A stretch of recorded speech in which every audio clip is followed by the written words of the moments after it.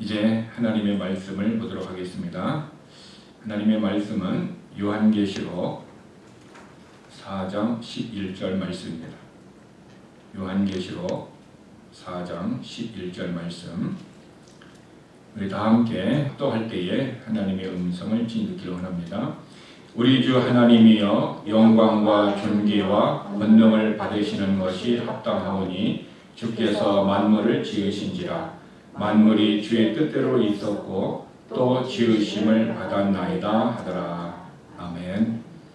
저는 오늘 차가운 신앙, 뜨거운 신앙이라는 제목으로 하나님의 말씀을 함께 나누고자 합니다. 주님께서 사도 요한을 부르시고 환상을 통해서 소아시아에 있는 7개의 교회에게 편지를 보냅니다.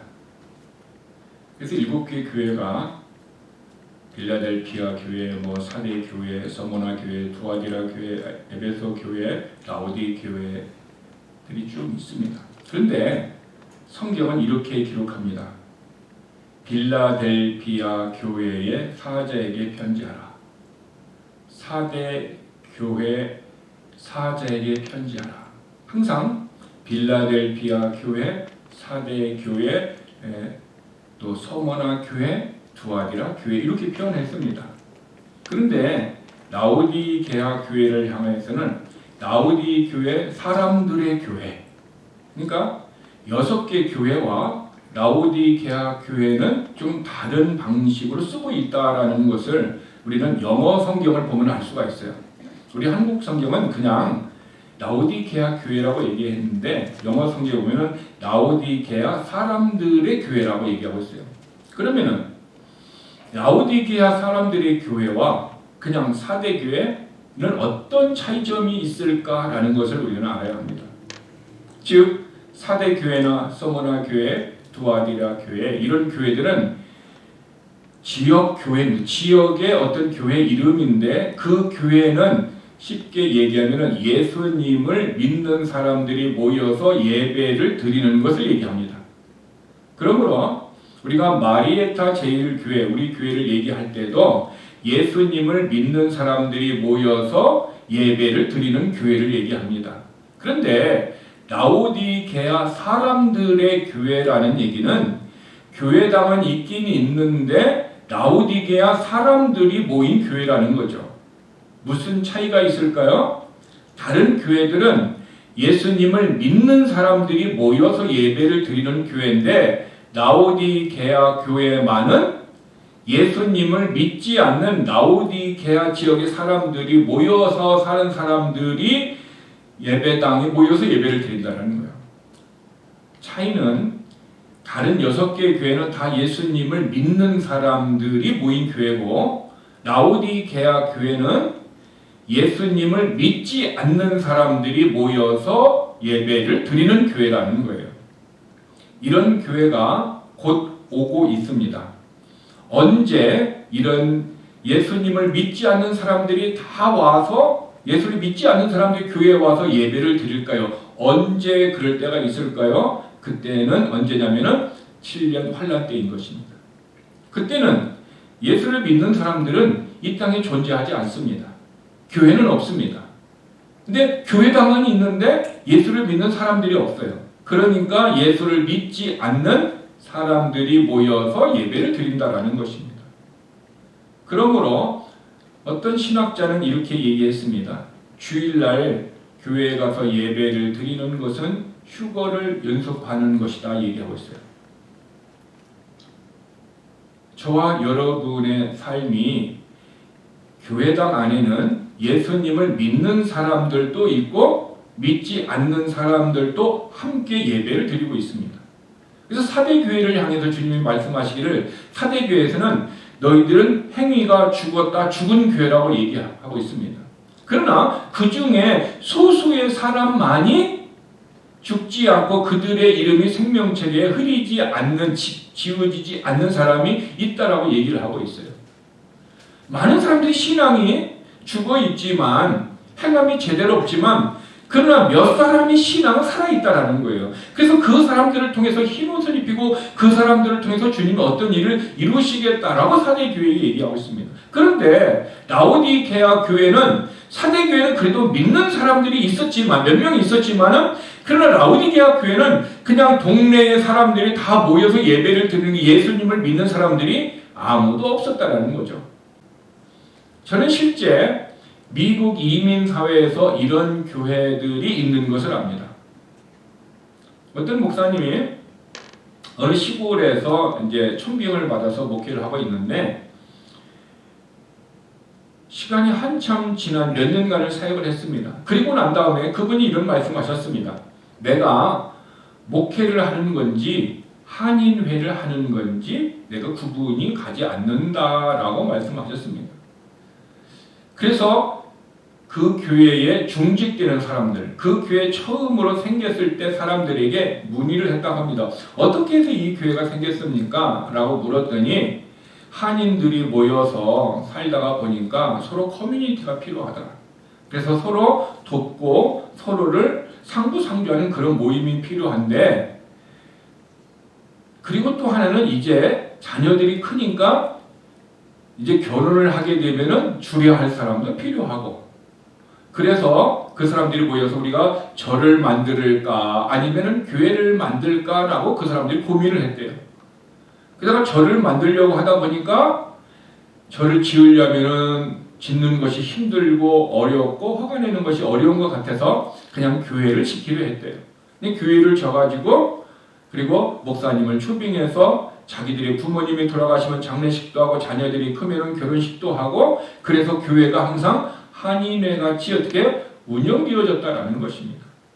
이런 교회가 지금도 존재하고 있지만 실상은 1세기에 라오디게아 교회가 그런 교회였다라는 것입니다. 그렇기 때문에 오늘날의 교회들이 계속해서 이 라오디게아 교회를 닮아가고 있어요. 예수님을 믿는 사람들이 모여서 예배하고 믿는 사람들이 하나님이 얼마나 기뻐하실까라는 기도하면서 어떤 프로그램을 만들고 정책을 해야 되는데, 믿지 않는 사람들이기 때문에 어떤 방식으로 할까요? 목소리 큰 사람이 하고 힘 있는 사람들 중심으로 교회가 운영되는 교회가 라오디게아 교회라는 것입니다. 그래서 이 라오디게아 교회를 보면서 주님이 하셨던 말씀이 너희들이 뜨겁지도 않고 차지도 않다. 그래서 미지근하다라고, 그런 히에라폴리스에서 내려오는 온천수를 보고 또 골로새서 오는 어떤 찬물을 보면서 그들의 성도들의 그들의 사람들의 신앙을 평가했다라는 것입니다. 즉 히에라폴리스에서 뜨거운 온천수가 내려와서 오다가 석회와 섞여서 어떻게 합니까? 먹을 수 없을 만큼 더러운 냄새가 나고 또 미지근해져서 어떤 식수로 사용하기도 불편하고 생활 용수로 사용하기도 굉장히 불편한 물이 되었습니다. 또한 골로새 지역에서 오는 그 찬물이 이 라오디게아로 오면서 어떻게 합니까? 미네랄 성분 때문에 찰 때 먹을 때는 좋았지만은, 근데 이것이 오면서 그 찬물이 미지근하게 되면서 미네랄 때문에 어떻게요? 냄새나는 물이 되었어요. 그래서 주님께서 라오디게아 사람들이 있는 교회에게 말씀하실 때 내가 너희들의 모습을 보고 토하고 싶다라는 말씀을 하셨을 때는 라오디 교회 사람들은 어떻게 그 말을 다 이해했을까요? 못했을까요? 다 이해하고 있었어요. 충분히 이해했어요. 왜? 그들의 물을 비유로 해서 얘기했기 때문에 그렇습니다. 그러면 우리는 미지근한 물이 사람들에게 목적을 잃은 물과 같이 사람들에게 별 쓸모가 없듯이 우리들의 신앙도 미지근하면은 주님의 목적에서 벗어난 신앙이기 때문에 우리도 어떻게 합니까? 주님이 보시기에 아무 쓸모가 없는 신앙이다 라고 주님은 지금 요한을 통해서 라오디게아에 있는 천사를 통해서 기록해서 그곳에 편지를 보내고 있다는 것입니다. 그러면은 우리는 뜨거운 신앙과 차가운 신앙은 어떤 신앙일까요? 분명한 목적을 가진 신앙, 그 신앙이 차가운 신앙이고 뜨거운 신앙이고, 즉 라오디게아에 있는 물이 히에라폴리스에서 오는 뜨거운 온천수의 목적은 뭡니까? 생활용수로 쓰고 때로는 치료용으로 쓰는 것입니다. 근데 그것이 오면서 미지근해서 그 목적을 상실했어요. 또 골로새 지역에서 오는 그 찬물이 식수로 써야 되는데 미지근해지면서 미네랄 때문에 어떻게 합니까? 냄새가 났다라는 거죠. 그래서 원래 식수의 목적을 상실한 물이 되었다라는 거죠. 주님은 그 두 개의 비유를 통해서 라오디게아 사람들의 그 교회가 목적을 상실한 신앙생활을 너희들이 하고 있다라고 주님은 말씀하고 계시는 것입니다. 그러므로 우리는 신앙생활의 목적이 무엇인가라는 것을 분명하게 알아야 합니다. 저와 여러분이 신앙생활이 누구를 위해서 하는 것이며 왜 해야 되며 그 목적이 무엇인가라는 것을 정확히 알지 못하고 신앙생활 한다면은 우리는 라오디게아 사람들과 같이 목적을 상실한 신앙생활을 하고 있고 그것은 미지근한 신앙생활이며 그것은 주님이 토하겠다고 했던 것과 다를 바가 없다라는 사실인 것입니다. 그러면은 여러분 스스로 한번 평가해 보세요. 나는 하나님의 목적에 맞는 신앙생활을 하고 있는가? 하나님이 원하는 그런 모습의 신앙생활을 내가 하고 있는가? 아니면 하나님의 목적에서 벗어나 내 마음대로 신앙생활하는 미지근한 신앙생활인가? 우리는 이 성경의 라오디게의 모습을 통해서 우리 자신들이 교훈을 받아야 합니다. 자, 그러면 크리스찬들이 이 땅에 존재의 목적이 무엇입니까? 왜 우리는 이 땅에서 크리스찬으로서 살아야 합니까? 오늘 본문 요한계시록 4장 11절에 보면은 주께서 만물을 지으신지라 얘기하고 있습니다. 그리고 그 다음에 만물이 주의 뜻대로 있었고 또 지으심을 받았나이다 얘기합니다. 근데 이 부분을 킹제임스 성경에서는 이렇게 번역을 했습니다. 그것들이 주를 기쁘게 하려고 존재하며 창조되었기 때문이라. 즉 저와 여러분이 존재하는 목적이 누구를 기쁘게 해요? 하나님을 기쁘게 하려는 목적으로 우리들이 존재한다는 것입니다. 그러니까 예수 그리스도께서 우리의 죄를 대신해서 죽으시고 우리에게 용서함을 주시고 우리를 예수 그리스도를 믿을 때에 하나님의 자녀로 우리를 낳아주신 그 목적이 누구를 위하여? 하나님의 영광을 위하여 하나님의 기쁨을 위하여 우리가 존재하며 우리가 창조되었다라고 성경은 가르쳐주고 있는 것입니다. 그래서 성경은 하나님이 자신이 창조주라고 말씀하신 것입니다. 그래서 요한계시록 3장 14절에 보면 라오디게아 교회의 사제에게 편지하라. 아멘이시오 충성이 되고 참된 증이시며 하나님의 창조의 근본이시니가 이르시되, 즉 창조를 시작하신 분, 이 세상을 만드신 분이 예수님이다 라고 성경은 분명하게 말씀하고 있습니다. 근데 예수님이 이 세상을 만드시는 것으로 끝나는 것이 아니라 지금 이 세상을 어떻게 합니까? 하나님은 운행하고 계세요. 그래서 히브리서 1장 3절에 보면은 그의 능력의 말씀으로 만물을 붙드시고 하나님의 말씀으로 지금 이 우주 만물을 다 붙들고 운행하고 계신다라는 것입니다. 과학자들은 이런 얘기를 합니다. 지금 어느 혹성이 달려와가지고 잘못하면 얼마 후에 이 지구와 부딪혀서 지구에 큰 충격이 있을 것이다 라고 사람들에게 위협을 주는 그런 발견을 했다라고 그들은 발표하고 있습니다. 그러나 그것도 움직이는 것이 누가 움직이고 계십니까? 하나님이 움직이고 계십니다. 그러므로 우리는 걱정할 필요가 없습니다. 그것은 그분의 이론이고 그분의 발견하는 것이지 하나님이 운행하고 붙들고 계시기 때문에 우리는 어떤 걱정도 해서는 안 된다라고 얘기하고 있습니다. 최근에 어떤 과학자는 우주를 연구하다가 이상한 혜성을 발견했다. 그 혜성이 지금 지구를 돌고 있는 혜성인데 뭔가가 좀 이상하다 발표를 했는데 일론 머스크가 이런 얘기를 했습니다. 그것은 내가 위성을 여기서 띄웠는데 테슬라 차를 띄워서 보냈다. 그래서 테슬라 차가 지금 지구를 돌고 있다라고 얘기를 했습니다. 이만큼 지금 우주에는 하나님이 만드신 별들도 돌고 있지만 사람이 보낸 인공위성이 계속 돌고 있으면서 사람들이 착각하게 할 만큼 지금 문제들이 있습니다. 그러나 그 모든 것을 운행하시는 분이 누구십니까? 하나님이십니다. 그러므로 우리는 걱정할 필요가 없다라는 것입니다. 하나님이 우리도 창조하시고 이 세상도 창조하시고 하나님의 뜻대로 하나님 앞에 기쁨을 위하여 모든 것을 지금 어떻게 합니까? 존재케 하고 운행하고 계시기 때문인 것입니다. 그러므로 우리들이 하나님의 창조의 목적이 뭡니까? 하나님 앞에 기쁨을 드리려고 만들었기 때문에 우리들의 신앙생활의 목적은 누구를 위하여? 하나님의 영광을 위하여, 하나님의 기쁨을 위하여 살아가야 된다는 것입니다. 그런데 많은 사람들은 하나님의 기쁨을 위하여 살지 않는 사람들이 있습니다. 당시 1세기에 바리새인들의 신앙은요, 모든 유대인들에게 존경을 받는 신앙이었습니다. 근데 그 신앙이 문제가 하나님 앞에 영광을 돌리는 것이 아니라 사람들로부터 칭찬을 받으려고 바리새인들은 어떻게 합니까? 그들의 유대의 종교 생활을 유지했다라는 것입니다.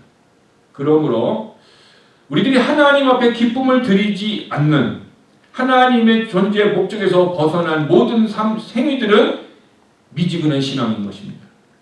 오직 하나님만 위하여 살아갈 때 그것이 뜨거운 신앙이고 차가운 신앙이고 분명한 존재 목적을 갖는 신앙이시라는 것입니다. 그러면은 바리새인들은 모든 사람에게 존경을 받았습니다. 그런데 주님은 그 바리새인들을 책망했습니다. 왜 사람에게 존경을 받는데 예수님은 책망을 했을까요? 그들의 신앙의 문제가 무엇입니까? 그들의 신앙은 사람들에게 보이려고 하고 사람들에게 인정과 칭찬을 받으려고 하는 목적으로 그들이 종교 생활을 하고 있기 때문입니다. 그래서 주님은 제자들에게 이렇게 얘기합니다. 마태복음 6장 1절에 사람들에게 보이려고 그들 앞에서 너희의 의를 행하지 않도록 조심해라. 지금 바리새인들은 사람들에게 보이려고 신앙생활을 하고 있는데 예수님의 제자 너희들은 사람에게 보이려고 하지 마라. 그렇게 하는 것은 하나님 앞에 상급을 받지 못한다라고 얘기하고 있습니다. 그러므로 우리들이 사람들에게 보이려고 헌금하고 사람들에게 보이려고 봉사하고 사람들에게 칭찬을 들으려고 어떤 일을 하는 것은 미지근한 신앙입니다. 오직 하나님께만 영광 돌리는 그것에서 벗어난 신앙이라는 것입니다. 그러므로 이 변질된 신앙을 가진 사람들을 주님은 어떻게 하실 것 같습니까? 물론 라오디아 교회에게 토하고 싶다라고 얘기를 했습니다. 굉장히 좋지 않은 표현을 했습니다. 그런데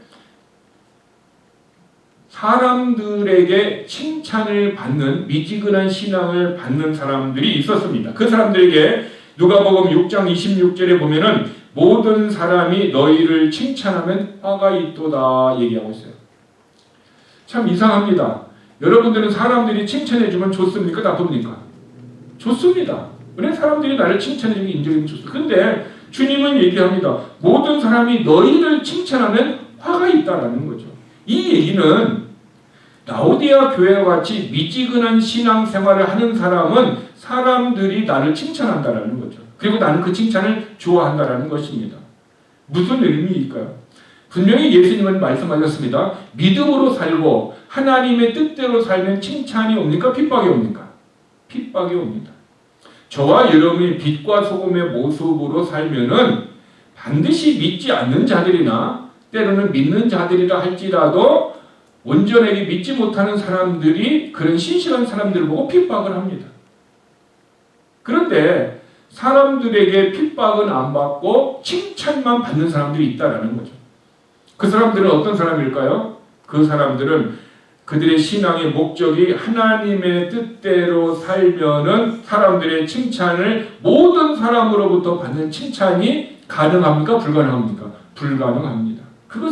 그러면은 모든 사람이 나를 칭찬한다는 얘기는 이 사람의 신앙의 목적이 누구를 향해서요? 사람들을 기쁘게 하고 사람들을 편안하게 하고 사람들에게 좋은 말만 하고 있었다라는 거죠. 그러니까 사람들에게 인정받고 사람들에게 칭찬을 받는 그런 사람들이 과거 구약 시대에 선지자들이 있었어요. 근데 그 선지자들은 거짓 선지자들입니다. 그래서 사람들을 막 기쁘게 하는 말만 하는 거죠. 하나님의 말씀을 받아서 하나님의 말씀을 전하는 것이 아니라 자기 생각대로 사람들을 막 기쁘게 하고 사람들에게 칭찬을 받아요. 그러니까 사람들이 어떻게 합니까? 그 선지자를 칭찬했다는 거예요. 그래서 화가 있어요. 그래서 주님은 거짓 선지자를 어떻게 합니까? 그들을 저주를 한다는 거죠.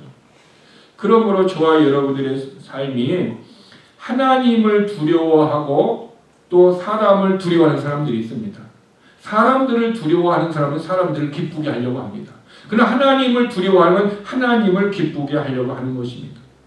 그러므로 우리들의 신앙생활의 대상이 사람인가 하나님인가 분명한 나의 신앙의 목적을 가지고 우리는 신앙생활해야 되는 것입니다. 하나님께서는 사람은 두려워할 대상이 아니라고 그랬어요. 근데 우리는 그 사람에게 도움을 받고 그 다른 사람들에게 칭찬을 받으려고 하다 보니까 그 사람을 두려워해서 좋은 말만 하고 인정받을 내 행동만 행할 수 있습니다. 그런데 하나님은 사람을 두려워하지 말라는 거예요. 근데 왜 우리가 크리스찬이면서 사람들을 두려워해서 사람들에게 기분을 좋게 하며 사람들에게 칭찬을 받으려고 하고 있습니까? 그 신앙이 미지근한 신앙이다. 본질, 목적이 누굽니까? 하나님을 기쁘게 해야 되는데 하나님을 기쁘게 하는 것에서 사람을 기쁘게 하는 쪽으로 나왔다라는 거죠. 그래서 미지근하니까 사람들을 두려워하는 마음이 생긴 거예요. 그래서 사람들에게 잘 보이려고 하는 것입니다. 그래서 이사야 51장 12절에서는 이르시되 너희를 위로하는 자는 나 곧 나니라. 우리를 위로하시는 분은 하나님이시라는 거예요. 너는 어떠한 자에게 죽을 사람을 두려워하며 풀같이 될 사람의 아들을 두려워하느냐라고 얘기합니다. 그러니까 사람은 두려워할 대상이 아니다라고 얘기하고 있는 것입니다. 그래서 잠언 29장 25절에 보면은 사람을 두려워하면 올무에 걸리나 누구든지 주를 신뢰하는 자는 안전하리라 얘기합니다. 사람을 두려워하여 사람에게 좋게 하고 칭찬을 받으려고 했다 하면은 언젠가는 사람에게 올무에 걸려서 그 올무에 의해서 나의 삶이 고통이 온다는 것입니다. 그래서 우리는 힘들고 어렵고 고난과 어떤 핍박이 우리에게 와도 오직 하나님의 영광을 위하여 오직 하나님의 기쁨을 위하여 살아갈 때 그때 우리는 뜨거운 신앙이고 그것이 차가운 신앙이고 그것이 분명한 목적을 가진 신앙인 것입니다. 그러므로 우리가 성도들이 신앙의 존재의 목적을 분명히 믿고 알고 있는 사람들은 갈라디아서 1장 10절의 말씀을 암송하고 그 말씀을 따라야 합니다. 내가 사람들에게 좋게 하려 하나님께 좋게 하려. 지금 얘기하고 있어요. 내가 사람들을 좋게 하는 삶을 살래? 하나님을 좋게 하는 삶을 살래? 지금 갈등을 하고 있는 모습을 표현하고 있습니다.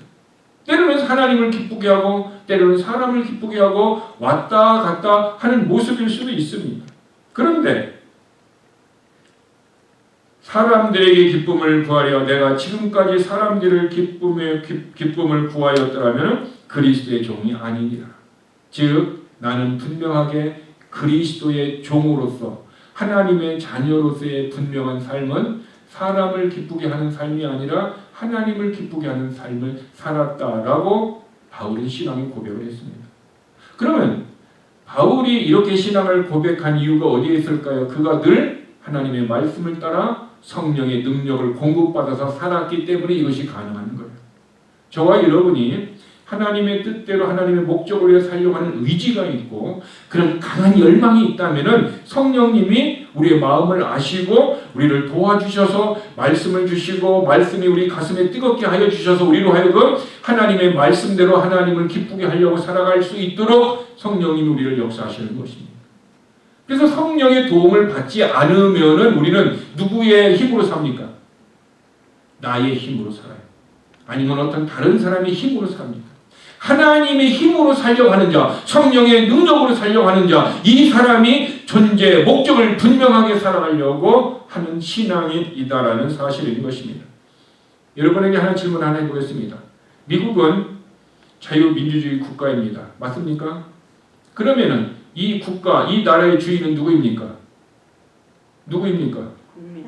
네, 국민입니다. 백성입니다. 백성이 이 나라의 주인입니다. 그러면은 교회의 주인은 누구입니까?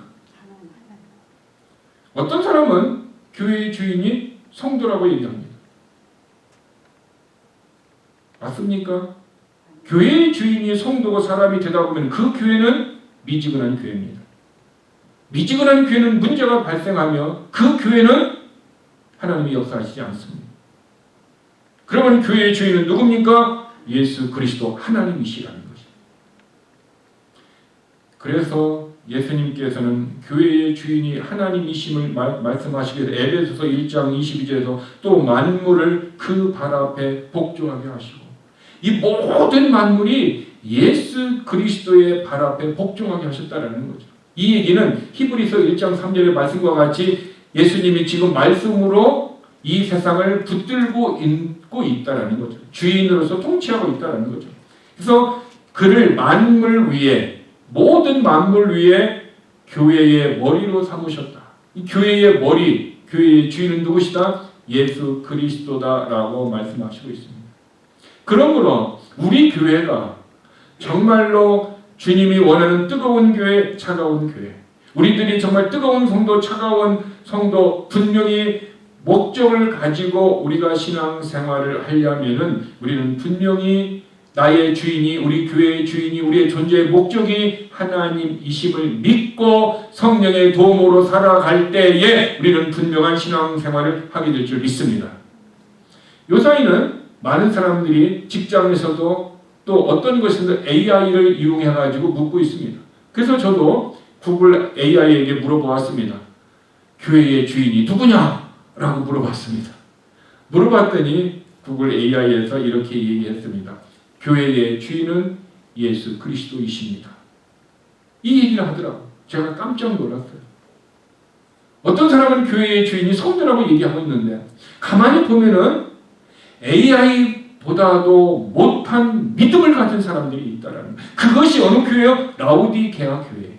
그들은 예수님을 믿지 아니하면서 교회에 다니고 교회에서 하나님을 예배한다고 있었던 사람이에요. 그래서 그들은 그 교회의 주인이 누구였어요? 성도들이었다는 거죠. 그래서 그들은 자기들이 교회의 주인인 줄 알고 있어요. 그러나 다른 6개 교회는 교회의 주인이 누구라고 그들이 믿었어요? 예수 그리스도 하나님이라고 믿었다는 것입니다. 그러므로 이 라오디게아 교회를 향하여 주님은 칭찬은 하나도 없고 책망만 있었다라는 사실이 있는 것입니다. 자, 그러면은 우리가 하나님의 목적에 맞게 신앙생활을 하려면은 그러면은 우리는 목적에 맞는 삶을 살려면 어떻게 해야 합니까? 출발이 어디에서 되어야 합니까? 그 행위의 출발은 믿음의 뿌리에서 출발해야 합니다. 우리의 행위의 뿌리가 어디요? 믿음으로 출발해야 된다는 거죠. 왜 우리가 믿음으로 출발을 해야 합니까? 히브리서 11장 6절에 보니까 믿음이 없이는 하나님을 기쁘시게 못하나니 얘기하고 있어요. 그러니까 지금 내가 믿음을 가지고 있지 않고 행하는 모든 것들은 하나님을 기쁘게 하는 것이 아니라 누구를 기쁘게 해요? 나를 기쁘게 하든지 사람을 기쁘게 하는 모습으로 간다라는 거예요. 그러므로 내가 예수 그리스도를 믿어서 예수 그리스도의 믿음이 내 안에 있다면은 우리는 항상 무엇을 할 때 시도를 하고 도전을 하고 결정을 하고 선택을 할 때 어떻게 선택을 해야 됩니까? 믿음으로 선택을 해야 된다는 거예요. 믿음으로 결정을 해야 된다는 거죠. 그러면은 믿음으로 하는 것이 어떻게 하는 것입니까? 라고 질문을 할 필요가 있습니다. 우리가 어떤 사람들이 초신자가 와서 권사님에게 묻습니다. 아, 내가 뭔가를 하려고 하는데 어떻게 했으면 좋겠습니까? 하고 물어보면 권사님들이 되게 이렇게 믿음으로 해요.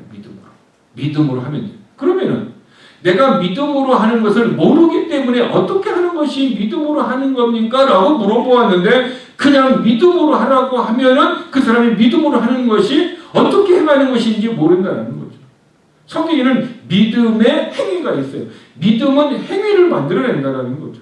그러면은 어떻게 하는 것이 내가 믿음의 행위가 되고 어떻게 하는 것이 믿음으로 행하는 것이 되느냐라는 것을 알 필요가 있습니다. 그러면 믿음으로 하는 것은 어떻게 하는 것입니까? 로마서 10장 17절에 보니까 믿음의 출처, 믿음의 시작, 믿음의 근거는 무엇입니까? 하나님의 말씀이에요. 즉 하나님의 말씀이 의하여 뭐가 생겨요? 믿음이 생기는 거예요. 믿음은 들음에 의하여 오며 들음은 그리스도의 말씀이에요. 이게 하나님의 말씀을 자꾸 들으면은 하나님의 말씀을 통해 우리에게 무엇을 주는 거예요? 믿음을 주는 거예요. 그리고 그러면 결국 믿음으로 살았다라는 얘기는 내가 하나님의 말씀을 받고 그 말씀대로 순종하고 그 말씀대로 결정하고 그 말씀대로 선택하고 그 말씀대로 방향을 바꾸고 그 말씀대로 행했던 모든 일들이 어디서 출발했어요? 말씀에서 출발했는데 그 말씀에 의해서 행한 것을 하나님은 믿음으로 행했다라고 얘기하는 것입니다. 그래서 by faith, 믿음으로 우리가 행했다라고 하나님이 인정해 주시는 거예요. 그러므로 성도들이 신앙의 존재, 목적을 바르게 살려면 출발이 어떻게 됩니까? 하나님의 말씀에서 출발해서 그 말씀을 믿고 내가 결정하고 나아가게 되면은 그것이 하나님은 믿음으로 했다라고 우리에게 얘기해 주는 것입니다. 그러므로 믿음으로 행하지 않는 이 세상의 모든 우리의 행함들은 무엇입니까? 미지근한 삶이에요. 미지근한 것은 존재의 목적에서 벗어나서 하나님을 위한 것이 아니에요. for God이 아니에요. for me가 되기 때문에 미지근한 신앙이 돼요. 그래서 우리들의 삶이 믿음에 의한 삶, 그 말씀에 의한 삶, 이 삶이 우리에게 신앙생활의 존재의 목적을 잃지 않고 온전하게 갈 수 있는 뜨거운 신앙, 차가운 신앙이 된다는 것입니다. 자, 그런데 내 안에 예수 그리스도의 믿음이 있어요. 믿음이 있음에도 불구하고 말씀대로 살아가는 사람이 있고 말씀을 벗어나서 살아가는 사람이 있어요. 다르게 얘기하면은 믿음으로 순종하는 사람이 있고 믿음으로 안 하고 자기 의지로 선택하는 사람이 있다는 거죠. 맞습니까? 어떤 일을 결정할 때에. 그래서 이사야 29장 13절에 보면은 주께서 이르시되 이 백성이 입술로는 나를 가까이 하나 입술로는 나를 공경을 하나 그들의 마음은 내게서 멀리 떠났도다 얘기하고 있습니다.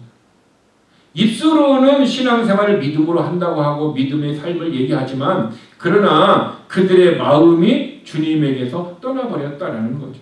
그렇기 때문에 그들은 어떻게 합니까? 미지근한 신앙이에요. 그러니까 하나님의 말씀이 내 heart 안에 믿음에 의해서 하는 사람과 말씀이 있음에도 불구하고 말씀을 어떻게 합니까? 제껴놓고 내 의지로 행하는 것 이런 사람들은 입술로는 하나님을 공경한대요. 믿음이 있는 것 같이 사람들이 보이는 거예요. 그러나 그들의 마음은 떠나 있기 때문에 그들의 삶은 하나님의 가르침대로 존재의 목적대로 살지 않는다라는 것입니다. 여러분 그래서 믿음의 행위 뿌리는 말씀이다라는 것을 우리는 분명히 마음속에 새겨져야 합니다. 그러면은 내가 믿음의 삶을 살려면 말씀을 어떻게 해요? 들어야 되겠죠. 말씀을 읽어야 되겠죠. 이 말씀을 들은 것을 또 암송해야 되겠죠. 또 그것을 암송한 것을 묵상해야 됩니다. 그래서 묵상된 말씀이 어디에요? 내 마음 안에서 믿음의 행위를 만들어낼 수 있도록 해야 됩니다. 왜 이렇게 믿음이 중요할까요? 그 이유는요. 로마서 14장 23절에 보니까 의심하고 먹는 자는 정죄되었나니 이는 믿음을 따라 하지 아니하였기 때문이라. 믿음을 따라 하지 아니하는 것은 다 죄니라. 믿음을 따라 행하지 않는 것은 다 죄라는 거죠. 그러니까 이 얘기는 뭐예요? 하나님의 말씀을 따라 행하지 않은 것은 다 죄라는 거예요.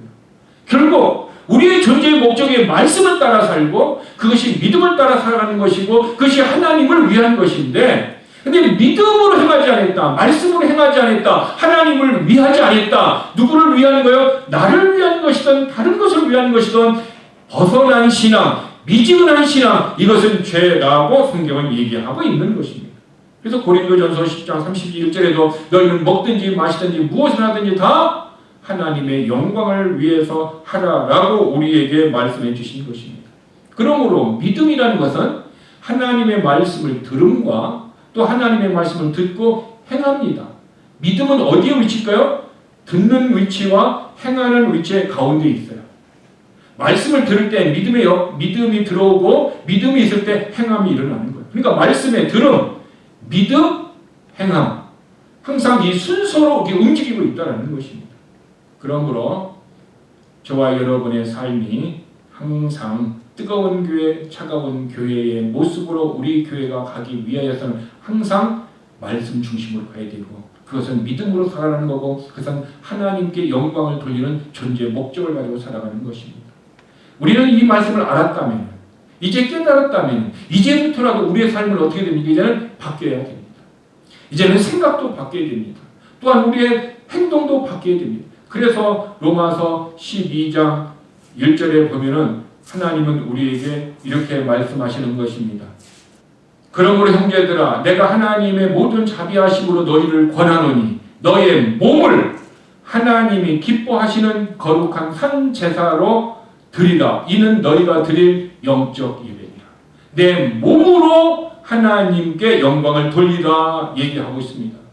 내 몸이 거룩한 산 제물이 되어서 하나님께 드리라. 이것이 영적 예배라 얘기하고 있습니다. 오늘 내 몸이 하나님 앞에 영적 제물로 드리려면 우리는 철저하게 성령의 도우심이 필요합니다. 성령의 도우심이 없이는 우리는 불가능합니다.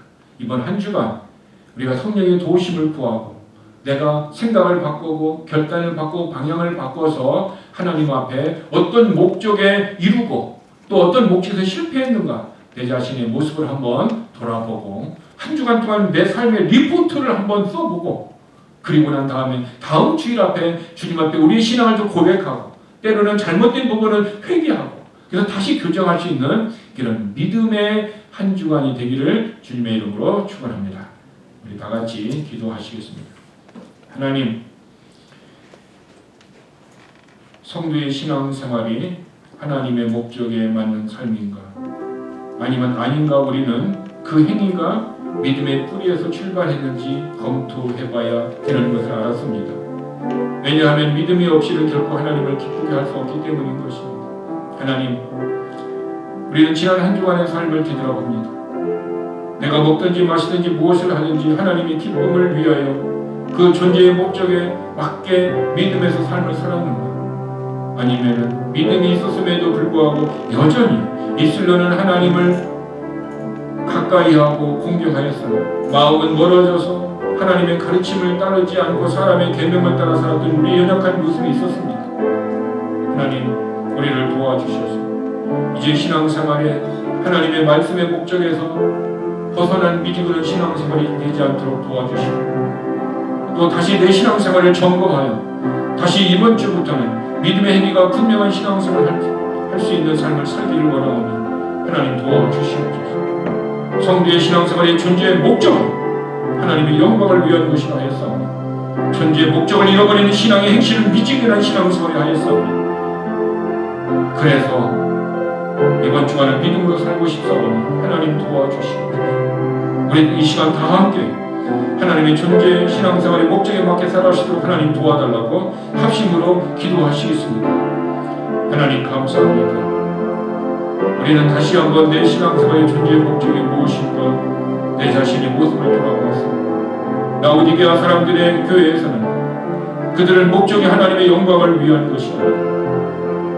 그들은 목적에서 벗어난 미지근한 삶이 되었습니다. 아버지 하나님, 우리의 신앙이 미지근한 삶의 모습으로 살았다면 이제 우리가 뜨거운 신앙, 차가운 신앙으로 성도의 존재의 목적을 잃지 않는 분명한 목적을 가지고 살고 싶습니다. 성령님 도와주시옵소서. 성령님 우리를 헤아려 주시옵소서. 다시 용기를 가지고 다시 믿음을 가지고 다시 말씀을 따라 어떠한 환난과 환경과 어떤 것이 온다 할지라도 오직 예수, 오직 하나님을 위해 살아가시는 우리의 삶이 되고 싶습니다. 하나님 도와주시옵소서. 그러므로 말씀으로 우리의 가슴을 뜨겁게 하여 주시옵소서. 뜨거워진 말씀에 따라 우리가 올바른 선택과 결정을 통하여 하나님 앞에 영광을 돌려서 그래서 우리의 삶에 열매가 있을 수 있는 복된 한 주간이 되고 싶습니다. 하나님 도와주시옵소서. 입술로는 나를 공경하나 그들의 마음은 내게서 멀리 있다라는 이사야의 이 고백이 결코 미지근한 교인 우리의 신앙의 고백이 되지 않도록 도와주시옵소서. 차갑든지 뜨겁든지 주님 앞에 분명한 존재 목적을 가지고 살아가는 우리의 성도들의 신앙이 되도록 축복하여 주시옵소서. 하나님, 주님 앞에 나아올 때에 10의 1조로 주일헌금으로 감사헌금으로 주님 앞에 나와 이삭과 같이 내 몸이 제물이 되어서 하나님 앞에 왔습니다. 주님은 내 몸을 하나님 앞에 거룩한 산 제물로 드리라 하였습니다. 주님 앞에 드린 우리 성도들의 예물을 하나님 받아 주시옵소서. 우리의 기도의 제목을 하나님 응답하여 주시옵소서. 그래서 우리의 연약한 몸을 강하게 하여 주시옵소서. 우리의 연약한 마음을 뜨겁게 하여 주시옵소서. 다시 우리들의 주님을 향한 믿음의 삶을 살기에 부족함이 없는 성령의 강한 능력을 허락하여 주셔서 목적을 잃어버리는 신앙의 행실이 아니라 분명한 목적을 가지고 먹든지 마시든지 무엇을 하든지 다 하나님의 영광을 위하여 행할 수 있는 성령의 능력과 성령의 역사하심이 우리들 가운데 충만하게 채워 주시옵소서. 그래서 우리의 삶이 2025년에는 더욱더 믿음의 뿌리 말씀이 더 강하게 뜨겁게 열매가 있는 삶이 되도록 하나님 도와주시옵소서. 예수님의